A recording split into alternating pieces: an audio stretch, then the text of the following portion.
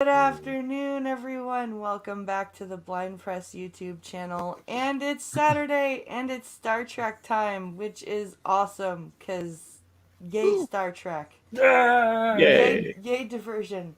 Um, so today, this idea is courtesy of our wonderful friend Skeptalk.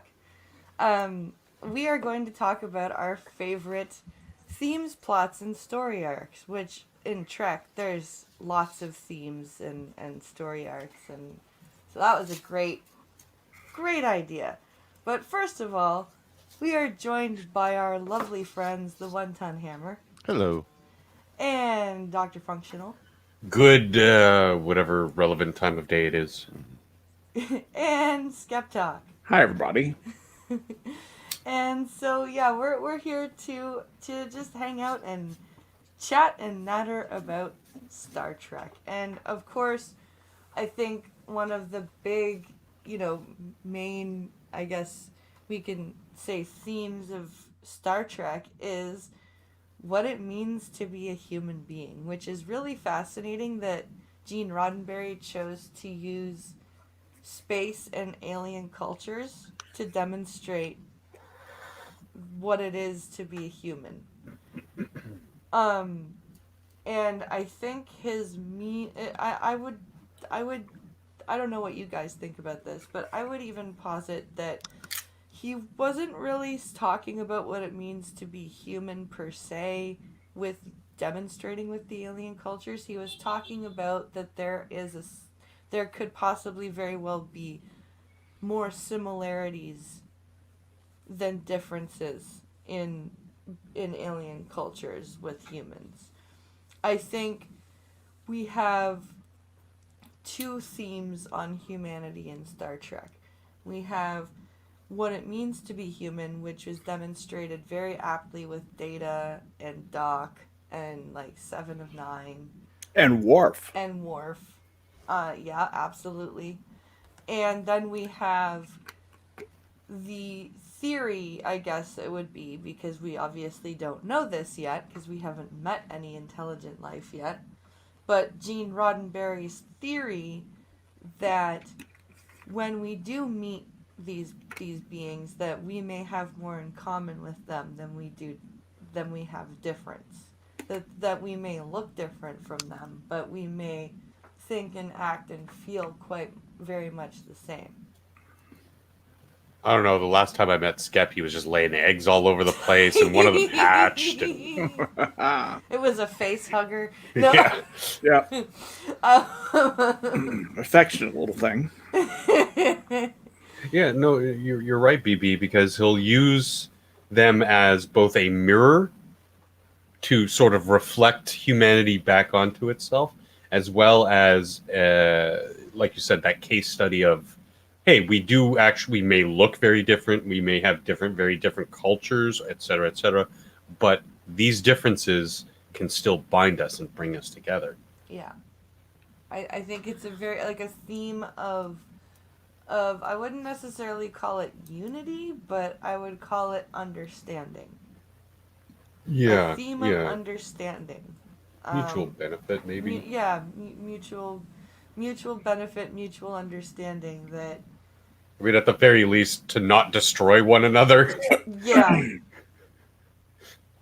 Yes. Yeah. What do you think, Scap? No, I would agree, very general way. Don't have. You don't have much to say. Yeah, I don't have much to add to that. When it comes to selecting character arcs, there was one that stood out to me that is a little bit off the beaten track. I actually saw it in a comment somebody made in a Star Trek thread. And he was talking about Rom. Oh, interesting. And, Rom starts out as a struggling single father working in his abusive brother's bar, right? Yeah. He's doing anything he can to get by. He literally is doing anything to get by. He ends up leading a Union revolt against his brother Yep. and working for Starfleet. And he ends up marrying a beautiful woman and becoming leader of the Ferengi Empire and father of the first Ferengi's captain in Starfleet. That is, if you think about it, that is one of the most profound journeys of any character in Star Trek is Rom. Yeah, and if you think about it, his character arc is also a character arc for the Ferengi species. It really is. Oh, Because yeah. if you if you only have Quark to go off of, Mm-hmm. you're gonna have this like grudging affection for the Ferengi. But Rom makes you like kind of love the Ferengi in a way. Absolutely. Rom opened my eyes to the cool side of the Ferengi. Mm-hmm. And Yeah. Quark's kind of an asshole. I'm sorry, but he just He is. really You know, is. and it turns out there are assholes in the Ferengi race. Who knew? And what a human characteristic that is. Yep. Anyway, with your comments about how they show us our humanness, the other species, I thought, oh man, nobody does that more than the Ferengi race does. The exact and Quark even makes that point to Cisco. He very early on in the series, he goes, "You don't like us because we remind you of how you used to be." Right, exactly. Yeah, I remember that exchange. Yes, I did. Had to And think he's about it. not. But he's probably not, and he's not wrong. No, And he's not. it was a brilliant choice to use Rom as that vehicle because early on, he was kind of bland. He was kind of just there. He was just a Ferengi, and then later for them to develop that mythos behind the Ferengi and Rom as a character himself. That he was a great actor. The stories were well written, Yes. and I think his story also very much mirrored in a shorter time Worf's journey, Yeah. being that sort of like outcast, not like the other boys kind of thing, but then rises to prominence through all this hardship and to nobody's really nobody really suspected Rom, like was this great engineer, but I mean, look at what the breadcrumbs he had to work with to fix the holosuites, to fix the replicators, and all this and all that. So he knew what he was doing. He just was never given a chance. And he's so like, and the way that they wrote him, like he comes across in the first couple seasons as this dumb, just You think he's a dim bulb. You really do. You really think that Quark is just, I gotta look after my stupid brother. Right. So I've got him in my bar to keep an eye on him. And, at least he's got a job somewhere, right? But Rom is not dumb. No, he turns out to be the crafty of the crafty brother. Oh, yeah. Well, he's the one who came up with the minefield to stop the Jem'Hadar. Yep. Right. Oh, that's right. That's Self-replication. Yep. O'Brien gives him a look like, what? And then he explains it, and you're just like, damn, son, that's a good idea. No, I've got this.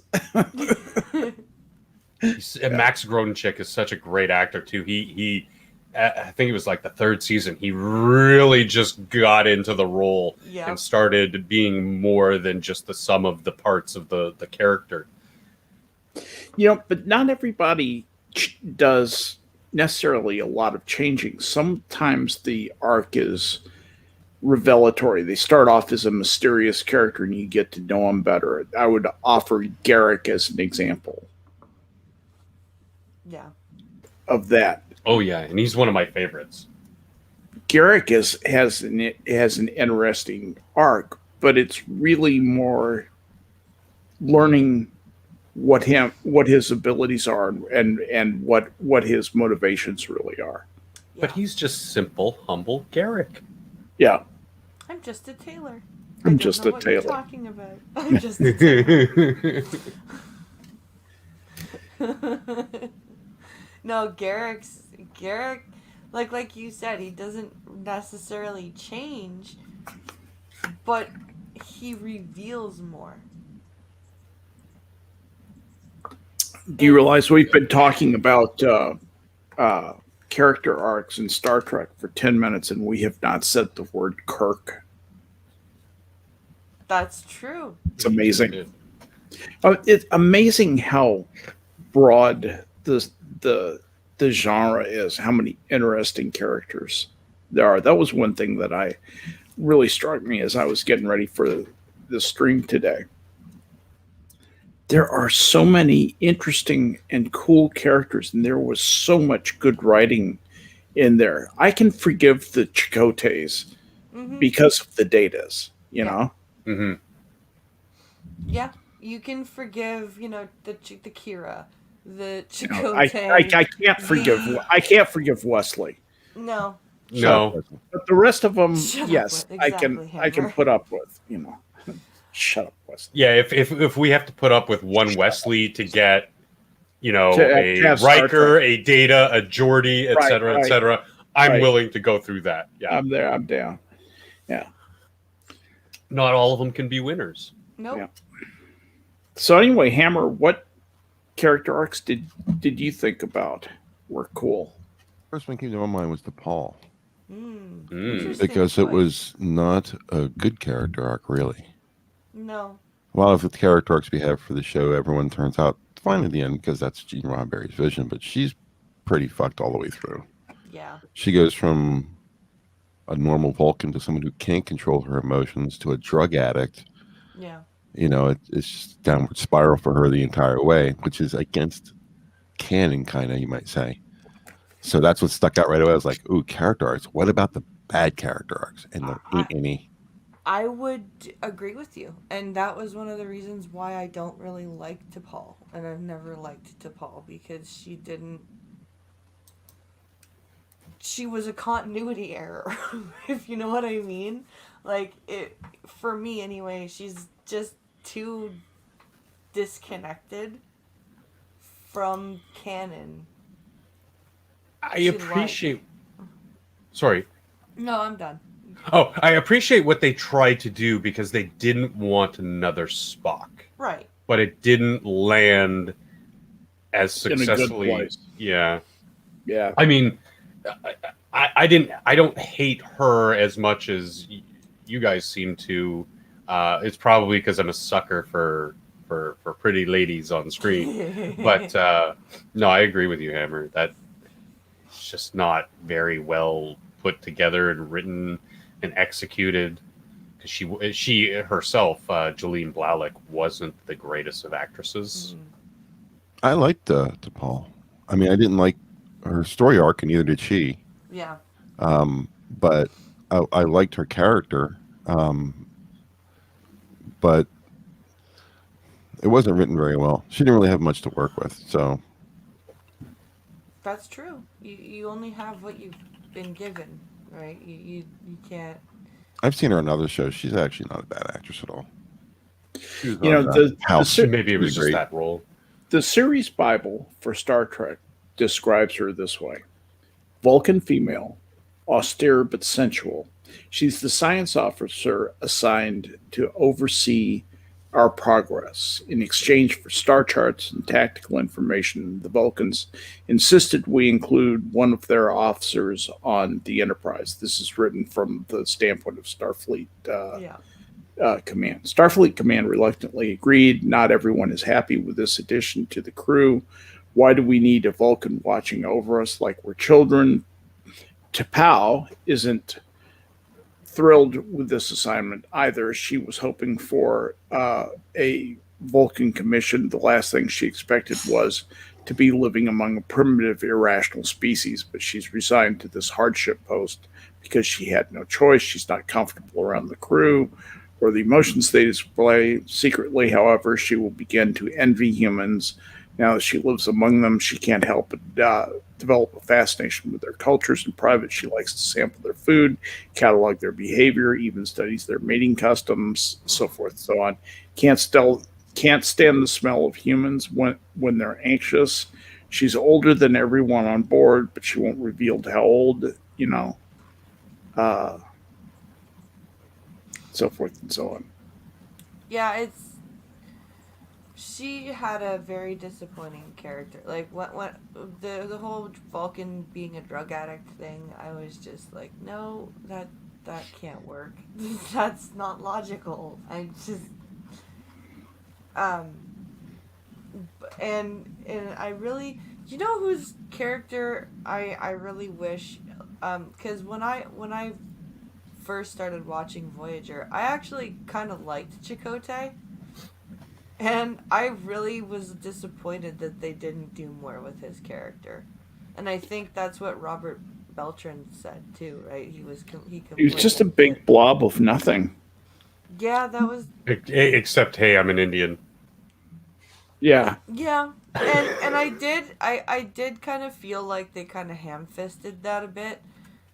That was when they were starting to do more of the pushing the culture down people's throat, like Yeah.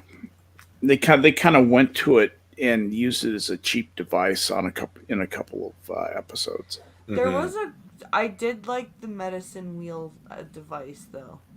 Ikuchi Moya. Ikuchi Kuchi Ku. Good chick. But I did like the episode where I think it's called Cathexis, where Chakotay is in a coma and his neural energy is all. Is that the one where he's like fantasizing about boxing? No, that's the fight. That's in That's the season fight. 5. No, this one's in season 1 That's kind of awesome. where this one's in season 1 where him and Tuvok get hit by this neural, like this weapon that right. like basically takes his neural pattern away, and he's Mhm. all and these aliens are possessing the crew and trying to get them back into, I think it was like a nebula or something, Yeah, yeah. and they use the medicine wheel device like as a device to get them out of the situation. I thought that was kind of a cool device. I didn't really start to warm up to Chakotay until later on, when they actually started just treating him like a man, not a Native When his- American person, but he started building relationships, becoming more of a first officer. Even though one of those episodes was just for show to get Tom Paris to infiltrate whoever, but his relationship with Seven, it's just the stuff that came before it felt, like you said, very ham-fisted and very specific, like laser focused. We need to push these points about Chakotay, and I'm just like, eh. Like if they had eased up a little bit on the native stuff and just had that as a background thing, like as a backdrop, and focused more like when they brought in the archaeological side of him, right? Yes, because he was a trained archaeologist as well. Yeah, he was a trained archaeologist. And that would have been more of an interesting like you see glimpses of it Mhm. when they're looking at sites, or when they're on away missions, and he's like very conscious of, you don't want to disturb things, you don't want to, like he's always the one talking Janeway out of fucking just Being a jumping- genocidal. being a weird, yeah, Easy. like it's because she does, like he's the trained archaeologist of the group. Yep. And They that should've- would have been more of a focus. I should have made him more maniacal, if you ask me. He's boring. He's just a friendly, kind of jolly kind of guy who sits in the background. They should have made him like a huge disciplinarian or something like that. And when Janeway starts to go off the end, he encourages her, and then she realizes, wait a minute, the maniacal guy is telling me to go further. I must be doing something wrong here, that kind of stuff. Because he's only kind of just like, that one part where the other people that were in his crew before he became first officer, the Maquis group, and they say we're ready if you want to do a mutiny. And he punches one guy in the face. Yeah. It's probably the only part of any performance he'd ever done where I was like, wow, that was cool. You know, We because he's want to like, do things the Maquis way. Okay, fine. Wow. wham, yeah. It was, I was like, But even it's that great. was kind of It- a pussy move because he was all out of breath after one punch, and I'm like, really? Yeah, I thought he was supposed to Chicote? be a boxer or something. Yeah. but yeah, it seemed to me like he was, because Riker is kind of an easygoing, fun kind of guy, you know, except when he is trying to deal with, you know, making sure the crew gets evaluated properly, and he's a little brutal, but he has to be. It's first Yeah. off, that's his job. But I think Chakotay would have been much more interesting if he was a firebrand, not mutinous No. firebrand, but just like had a really nasty temper, and that came out really easy, and people would have like, whoa, we have to treat him different, you know. It's just he's But just so, channeling it through that sort of Starfleet lens. yeah, he's Yeah. just Sort of he devolves back to his like academy early days in Yeah. Starfleet and he's so takes it far bland. too. Yeah, You know, yeah. he's such a doorstop. There's nothing interesting about the man. Even when, like you said, they trying to ham fist in his background, as far as his whatever Ethnicity. that word, and it just seems that he's just wallpaper. Nobody really knows he's there. And if you give him that, watch what we say, because Chakotay could blow up any second. That makes him an interesting person. Yeah, I agree with you. I think that he was very bland, and they should have given him some interesting stuff to, you know, spice him up. You know, like they did with Cisco. Because let me tell you, when I started watching Deep Space Nine, I hated Cisco. He was like, It was very milquetoast. He was. Well, he felt like a token. I thought, Yeah. well, here's the black guy. Well, trot out the black guy. Yes, gotta have a black guy, and here's the black guy. And it was. And you know I'm black. He was, you know, and he was clearly unfit for command. If you watch the first episode, you're like, this guy's not a what? He needs to be retired. What? He needs therapy. He clearly needs therapy. He's fucking. And out of the billions of people in the Federation, this was the guy you chose for command. Why? Yeah, right? You like, I did not like Cisco at all for Yeah. the first maybe season. Maybe It season put and me a off half. the whole that put me off the whole series. I really didn't take a serious rewatch until you suggested it to me, Yeah. Blackrest. And then I binge watched the entire series. And I'm not I gonna still don't lie. like the man. I'm What- not gonna What lie. did you say? I still don't like the man. You still I don't don't like him? I don't like Oh, the really? character, and I don't like the actor either. Have you ever been exposed to the actual Oh, actor? Avery Brooks. Avery No, Brooks, he's kooky. He's a Yeah, I've psychopath. never He's exposed absolutely myself to him. No. I expose myself to everybody. That's how Hammer says hello. Avery Brooks is rather out there, yes. But I did not like, and I will admit that I had a bias because the very first episode, what does he do? He shits on Picard, and you never shit on Picard because you know what I mean. Like that was one of At least my he had a biases. reason, though. He did have Yeah. a reason. He had So he at had least a, it did that much for him. yeah. But that is exactly why I loved him from the outset, from the get go. First airing, I was like, okay, we're already establishing that Cisco is not your TNG style Starfleet officer. There's definite trauma there, which he is, somewhat justifyingly putting on Picard's lap, but at the same time, it wasn't really Picard. He was a Borg at the time.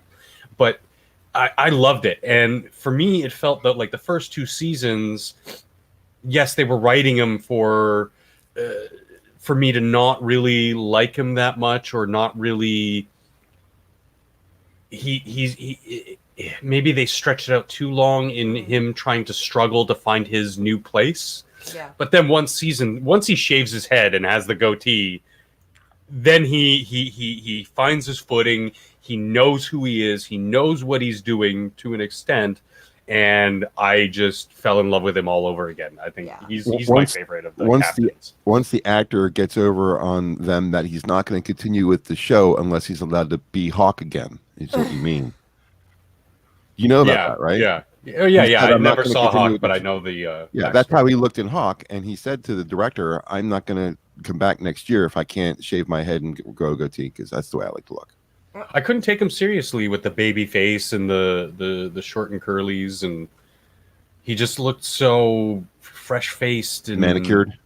Yeah, I didn't like it when he had the scraggly little goatee, and then he Yeah. finally shaves his head, and Jake's like, "I like it," and Cassidy's like, "Ooh, sexy man." Of any woman who would have a guy who has a full head of hair shave his head completely bald and say, "Ooh, sexy man."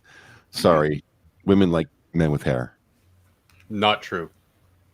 I And am one of those men. If you don't have a choice, like my girlfriend has no problem with the fact that I'm bald, but No, I have a choice. do you really? Yeah, and I shave it because it's comfortable, and I have a very nicely shape. My skull is a good shape, and there are a lot of women out there I found that like the feeling of a smooth scalp.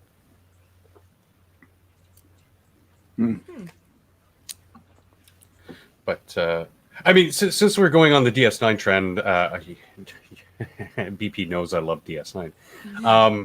I wanted to bring up someone who is a little less of a character in Damar.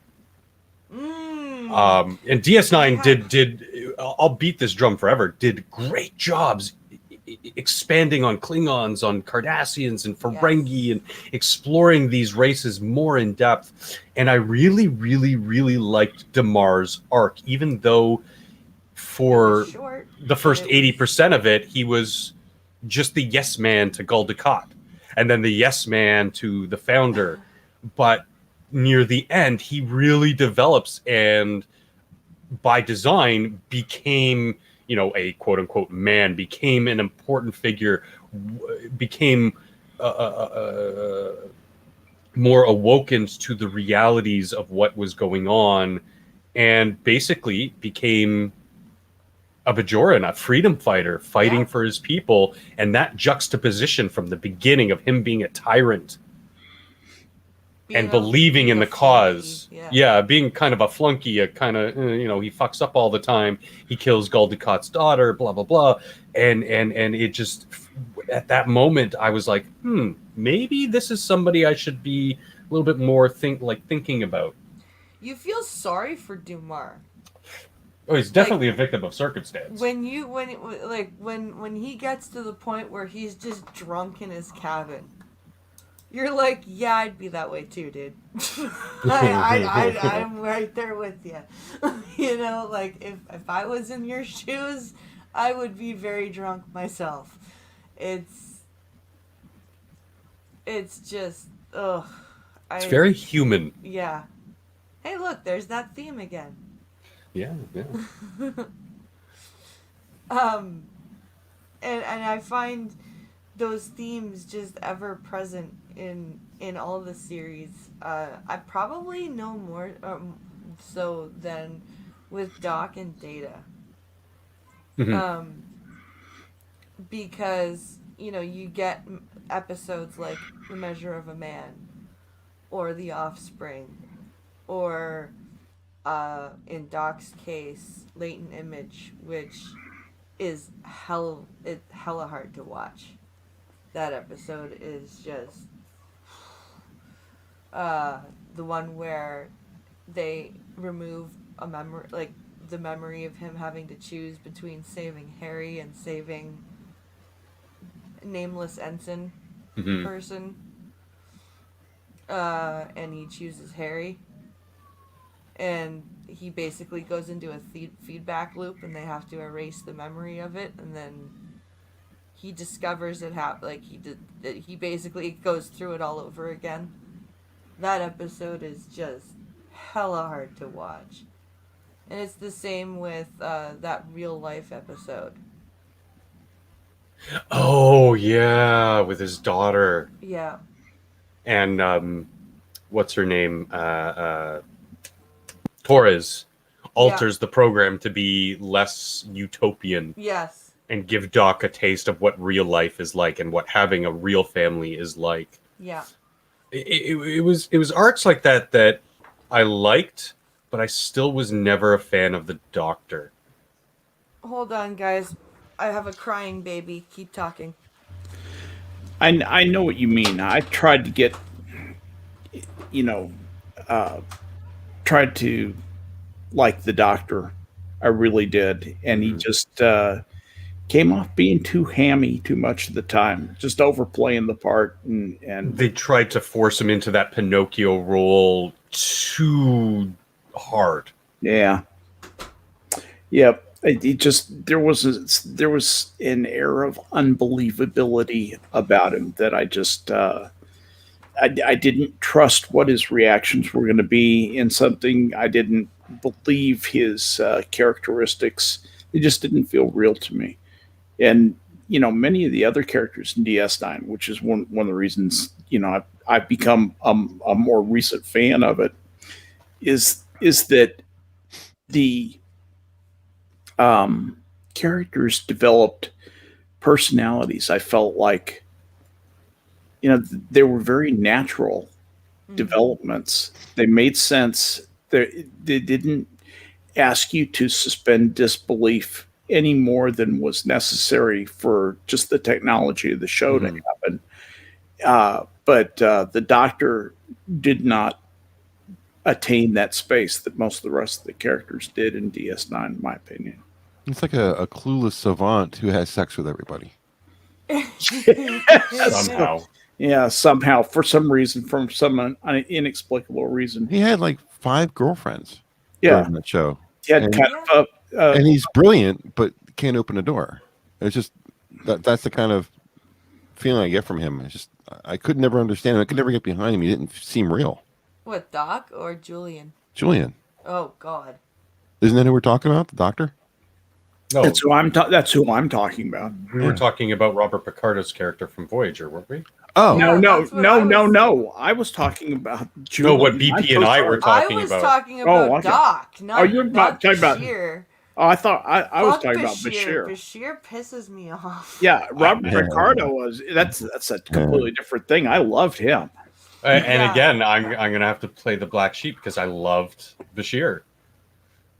I loved his fresh out of Starfleet medical, frontier medicine, gung-ho, sort of just completely ignorant Wrong about that. to the universe. He's And so he set up to fail, developed though. into a proper character. I liked him most when he was Not on. confronting the Admiral about Section 31. That was pretty awesome. Oh, that communique that he has? When he's sitting there and he's every other like whenever he makes a point, he just throws in the Admiral at the end with that British accent. He's like, because he's that fresh-faced, idealistic guy. The whole business with Section 31 is abhorrent to him, as it should be. I think the guy from Enterprise had a better interaction with Section 31. The weapons officer, what was his name? Malcolm. Reed. Malcolm. Yeah. Yeah, I think the way he dealt with Section 31 and that was much more, seemed more a clandestine, more back alley, more developed than. Yeah, I definitely liked Malcolm better than I liked Bashir. What's Malcolm's last name? Reed, I Reed. believe? Reed. Yeah. Reed. The Reed alert. Yes, Reed Malcolm Reed. alert, yes. Oh, God.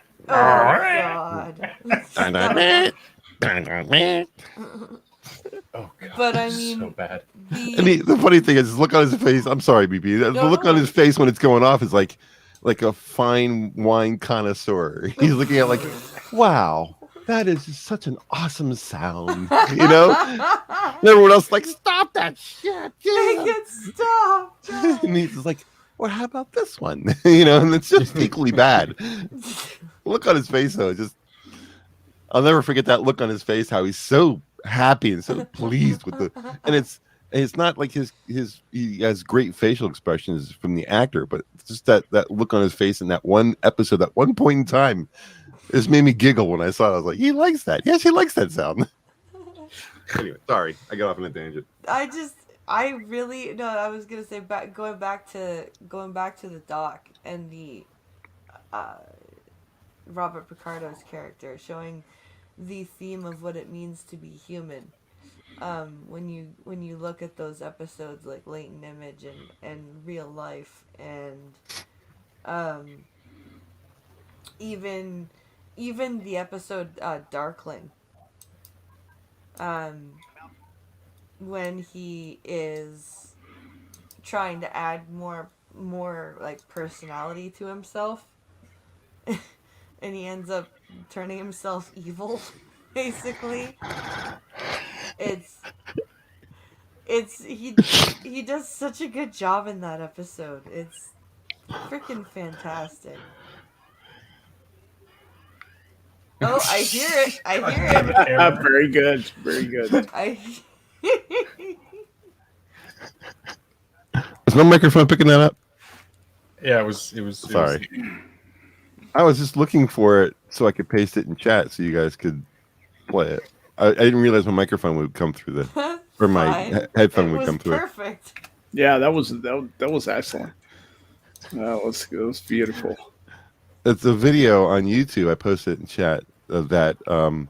They loop it. So you see the build up to when he says, "What do you think?" and they start playing it, and then the YouTube video goes for like another 10 minutes with alert. It's just like so annoying.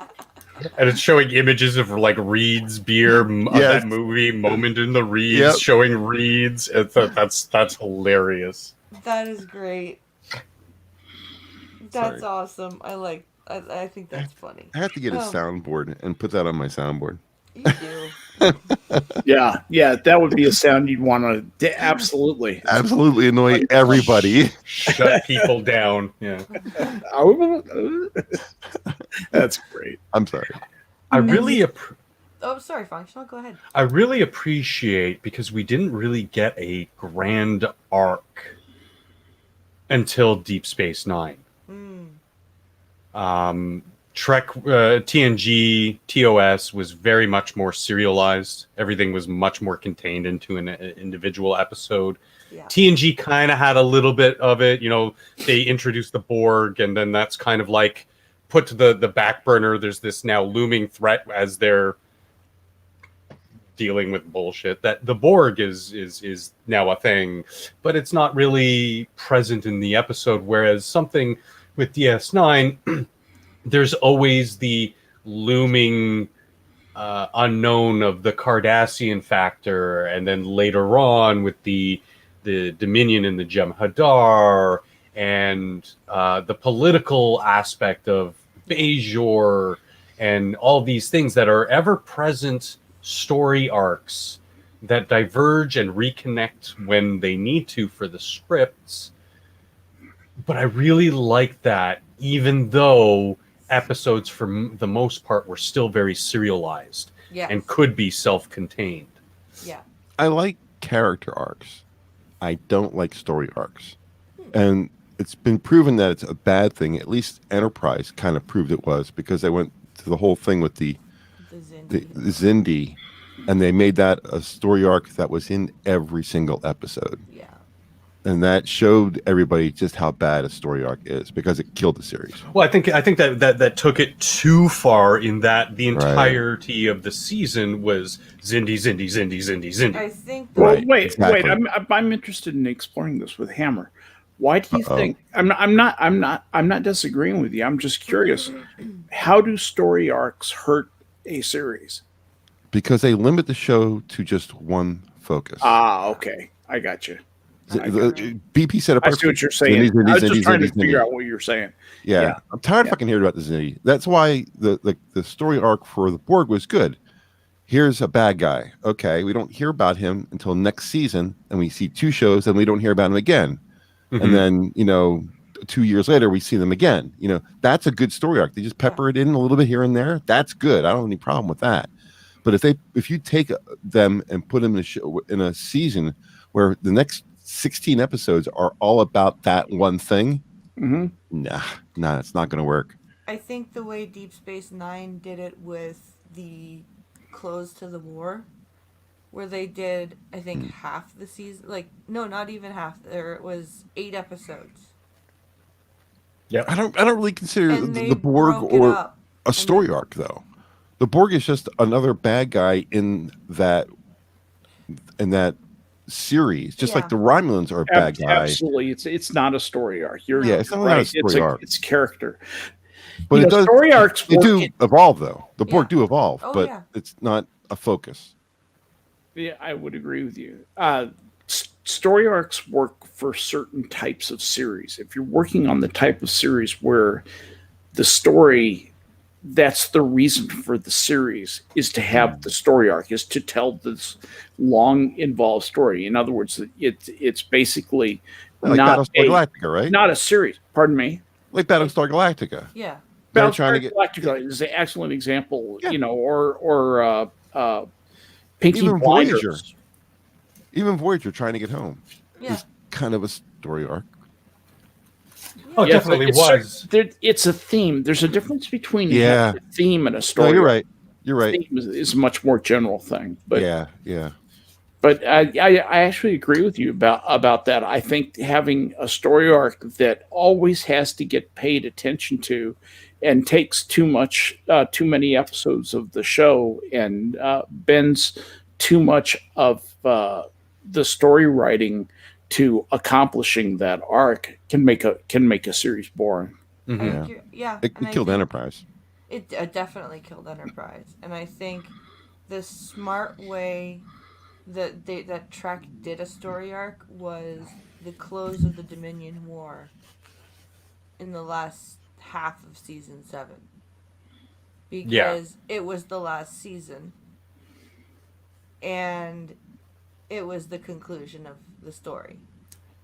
Yeah, they needed to put that neat bow on not only the overarching story arc, but all the character paths, Yeah. which And- worked for some and didn't work for others, like Yeah. Cisco disappearing. It's usually lazy story writing is what it comes down Yeah. to. Yeah. Yep, exactly Because right. we'll put them in where the Zindi are. That way, anything you write, all you have to do is say Zindi and it fits. Yeah. You know, it's the reason why there was somebody who thought somewhere along somebody thought, I know better than what everyone else has done. We have TOS episodic TV worked. We have Yeah. TNG episodic TV worked. Well, let's not do that this time. Let's be different, and let me put my stamp on here because I know better. It's kind of what I got from these story arc kind of things, and I guess we found out that no, that doesn't work. Yeah. There was one episode does come to mind where it kind of worked with Enterprise, but it was lost in the constant Zindi. There's that episode where they need to steal the warp core from Casey Biggs, the guy who plays Damar. He's playing this other sort of captain who's in their similar situation where they're in foreign territory, they're exploring, and the Zindi is kind of pushed off to the side. And yes, that's the arc, but they're more concerned about the contained story within the episode. And I think that was sort of a glimpse of how it should or could have been done better. Better, yeah. Rather there was than one too. There was one where that guy was talking mental telepathy to Hoshi. Yes, That was a little just Cockroach one face. episode. Yeah. Yes, Mr. Cockroach Face. They put one episode in the middle of a story arc. It seemed weird Plus- though because it was out of place then. Yeah. Yeah. That one was really out of place, but it was a shame because man, Hoshi, she's just very pleasant on the eyes. I would have liked to have seen more of development in her character in that series as well. I do too. I because the way she was developed was really annoying to me, especially when she falls out of the fucking tube. Does anybody have a shirt? Yeah. Oh, come on. That's Really? not how she acted, though. I remember that scene very clearly, as I most men do. know. And she just said, she just looks at him deadpan and says, "Give me your goddamn shirt." Yeah. Much different than you know. It's just. Yeah. Yeah. So I liked Toshi. I thought she was a good actress, and they wrote her very very well, but they didn't give her much screen time. No, they didn't. And she was really up against Jolene, I guess now Rapino. So all eyes were going to be on her anyway. So that's a tough place to be as a female actress on a sci-fi show. The fact that she was such a delicate flower to begin with kind of put me off her character. I'll sit here and talk great about Enterprise, but I can find all the same holes that everyone else can find. Oh, And yeah. she Oh, sure. was- Yeah. She was just, oh my God, there are dead people. What am I going to do? No. I don't, even if you're not a trained Starfleet officer, even if you are a somebody, you're an adult. Come on. Yeah. There. If we're gonna talk about arcs, I think we should talk about the Enterprise itself, because it had a definite change over time, and it always remained, like, because we always say that it's a character in itself in these series because of how iconic it is, Mhm. and because of how much love the crew of each iteration of the ship has for it. Every time But- I see a beauty shot for the Enterprise, I just melt. Yeah. It's like, It gives you oh, a look warm how beautiful feeling. that ship is. Oh my God. Yeah. Gorgeous. And you get to see, and the really cool thing about the show Enterprise is you really get to see the Enterprise become the Enterprise. Yeah, that's a good point. Because I've never thought about that we before. get to see the after effect of, like, it has all the photon torpedoes and the saucer section and the all these cool things, but with Enterprise we get to actually see them develop that stuff To some and extent, implement it to some we extent. see some of it. We see the phasers come into being. Yeah. We see them switch over from tactical warheads over to photon torpedoes. We see that. Yeah. You never actually get to see shields, but we do see the Enterprise evolve a little bit. Yeah. I think if they would have had the other 3 seasons, we would have saw more. Oh, for sure. Like, the one thing that I think is really cool is the grappling hook that it does. Yeah. It actually Yeah. could have been pretty cool, didn't it? I thought to myself, oh my God. Except when grappling they hook. were stuck at warp speed and Malcolm, no, not Malcolm, Trip had to go along the cable. I was just like, okay, This I is can't not suspend happening. belief for this. This is stupid. This would not happen. But having that sort of archaic technology as opposed to the wondrousness that are tractor beams and stuff at their disposal was a very, very good way to develop the character of the Yeah. ship. Yeah. Yeah, they fire those grappling hooks at a Klingon and they hit it in the cell and they grab And it they and they pull tear it it around. off. Oh so man, good. that was cool. I was like, yeah, get him. They took a defensive utility and made it into a weapon. That was brilliant. Absolutely. Yes. Anyway, you're right though. The Enterprise does evolve. I mean, and I think it does nothing but get better as time goes on. Every iteration of the Enterprise was better than the last. I know a lot of people out there are going to hold the Constitution class to their heart and say there's nothing better than this, and I get that. But if you and I'm not a big fan of the Enterprise D, that's weird egg-shaped primary hull or secondary hull. What is it? The saucer section? Is that the secondary hull is where the warp core is. So Yeah. the saucer section being sideways and oblong, I never really thought that was a particularly attractive view. But when they moved off that more into a Voyager, when they went to the Sovereign class, Oh yeah. man, that's a sexy ship. Yes, it is. Oh yeah. Yeah, that makes my heart beat faster. Yeah, that's not to be masculine here, but that's big boobs and long legs, man. I'll tell you. Damn straight. Exemplified by Worf's appearance in DS9, where you can just see on his face he's pining for the Enterprise. Yeah. Him Yeah, reminiscing with O'Brien, it was just like, that was great. I have to tell you, when I look at that ship, I get the same feeling that there are a few ships in U.S. Navy history that, that, like many people who've served in the Navy, I look at certain ships and just say, that is an absolutely beautiful ship. It just makes me happy to look at it. Yeah. And I swear it is the same exact feeling.